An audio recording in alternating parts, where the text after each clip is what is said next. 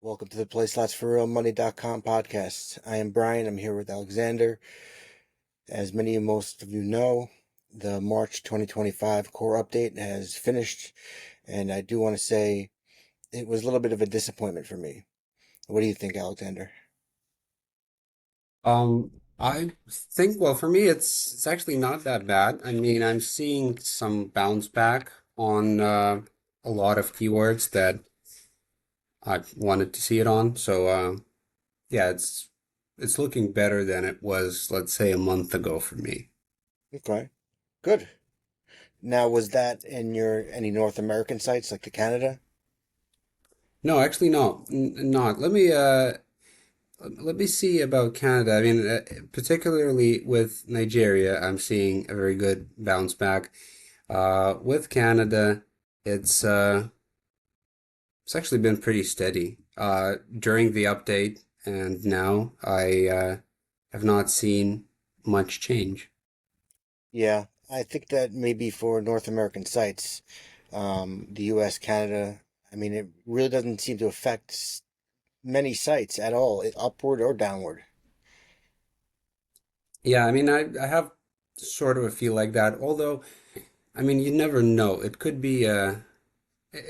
have some effect on like the newer and smaller sites. Like, let's say my Indian one.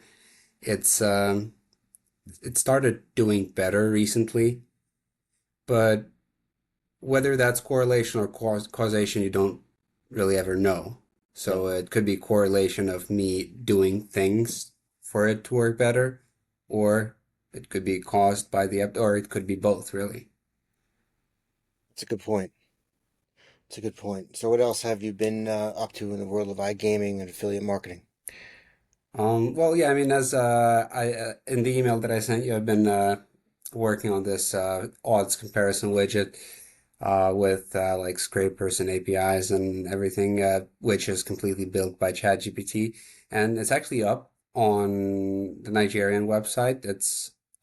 There's a separate page for it, and it's kind of working. Why I'm saying kinda is because it still requires some fine tuning, especially on the scraping bits, because when you're dealing with scraping, there's a very thin line between incorrect and correct. So because it's like a scraping the visual side of it, sort of the visual side. Um, let's say if it's like 1 inch to either side, then everything goes sideways. Sure, sure. Now, when you say scraping, you talking about Scrapebox, a tool like that, just to get internet information. No, it's like it's these are scripts. So and I mean I know really nothing about programming or coding to be honest. So it's all kind of led by the chatbot. So whatever it suggested using Node.js, and that's what it's been using. So these are kind of scripts that hit certain pages on the bookmaker websites, and they get information off of those. And I'm also using like rotating proxies, so to make sure that it's more of a hit rather than a miss whenever I try to connect, Sure. and that seems to be working. So yeah, at the moment it's just like fine tuning to make sure that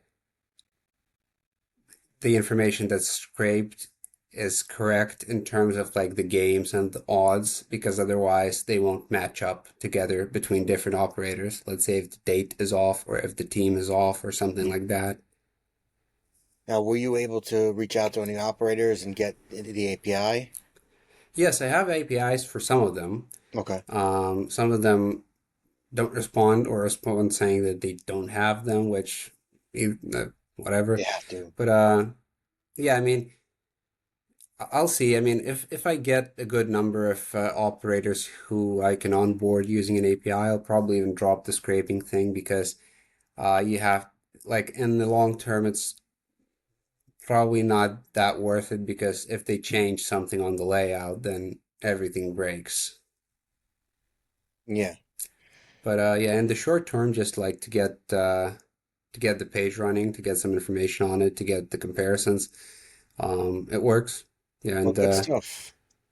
That's a I big. haven't tried to log how users interact with it, or if they, or actually, I actually see that they do. I see that some visitors go to that page because I see the logs of the jobs that populate the page. So whenever you open the page, it kind of runs the job to populate it, and I see those, which aren't me. So that would indicate that probably somebody's looking at it.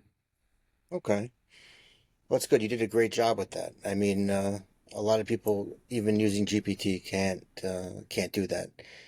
It's great with the world of artificial intelligence these days, and Yeah. creativity, like on your part.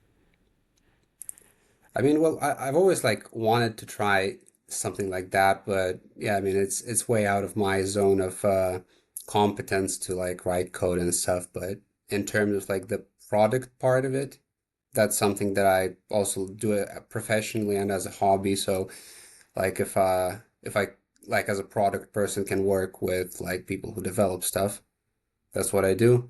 And here, since I don't have people that develop stuff, I have like a chatbot that does that, which is the next best thing, I guess. Now, you had said you made a game with your son. Have you ever Yeah. thought about making a slot game, a gambling game in any way? Yes, I actually did. I actually did think about that. I did have some like thoughts about it because um, it's definitely doable. And I mean, if you'd have to do that, then like if you're making a slot game, then you probably want to monetize it one way or another. So that's a whole different thing. But like doing it just out of curiosity to see how to do it, I mean that's also probably on the table. Yeah, that'd be exciting. That would be exciting. Um, Other than that, have you been doing any crypto as far as investing wise? Any of the smaller coins? Yeah, I have. Well, in terms of crypto, I have been well with the whole like kind of down trend recently. Uh, a lot of the funds that I get from like the commissions, and especially a lot of the funds that I get from the like from the links that I sell, a good portion of that I put into crypto, and like a lot of different stuff. Like if I was to share what exactly I'm mostly leaning towards to, actually quite a lot of things, but let's say I think I'm pretty hopeful about this project called Airdrome Finance, which is kind of a base chain decentralized exchange that's sort of the backbone of Coinbase as well. So it's kind of supported by Coinbase and is kind of one of the go-to places for decentralized exchanging on base chain, which I believe has a good future. Okay, good. And I guess it's sort of considered small at the moment. Yeah, what about coins like Solana, Monero, anything like that? Yeah, I collect Solana. Yes, probably out of out of those kind of more established ones. I'd say it would be Solana, it would be Dot, Polkadot, probably just the two main ones. I actually currently don't have any Bitcoin at all, to be honest. Neither do I have any Ethereum. So I've kind of I either I've mostly took that off or exchanged it for other smaller like smaller cap assets. Yeah, I've been in Bitcoin and Ethereum, so I did experience a little bit of a downtrend. Um, but it did shoot up to 87,000. And I think it was over the weekend. It shot up to 87,000. And I think now it's down a little bit, but I don't know exactly. I don't have my ticker on. Been a little bit painful, but I still, I told you in the last video, I think my target price is $250,000. That would be when I sell all of it. Um, Ethereum, I think, should hit 10,000. That's my target price for that. What do you think about Ethereum? That's I mean I kind of whenever I think about Ethereum, I get FOMO just because of thinking about it because some of the people that I know closely, they've actually bought it when it was like $30. Hmm. like in large amounts. Yeah. And and I didn't like even know what like much about crypto back then. I was like, yeah, yeah, whatever. So no, I don't have any Ethereum, but yeah, I mean the kind of the $10,000 uh goal's been there hanging for quite a while, which on one hand sort of it's kind of never been reached and it's always out there. So yeah, 10K Ethereum. But at the same time, we've had like the 100K Bitcoin goal as well Yeah. hanging in there for even longer, which was reached. So with that in mind, I think it might be likely that you'd see a lot of those uh, sweet spots hit by like a lot of cryptos, not only like Bitcoin and Ethereum, but probably a lot more than like in the coming months. Yeah. Or Hopefully. so I like to think. Otherwise, it would be sad. Me too. I'm always bullish on it.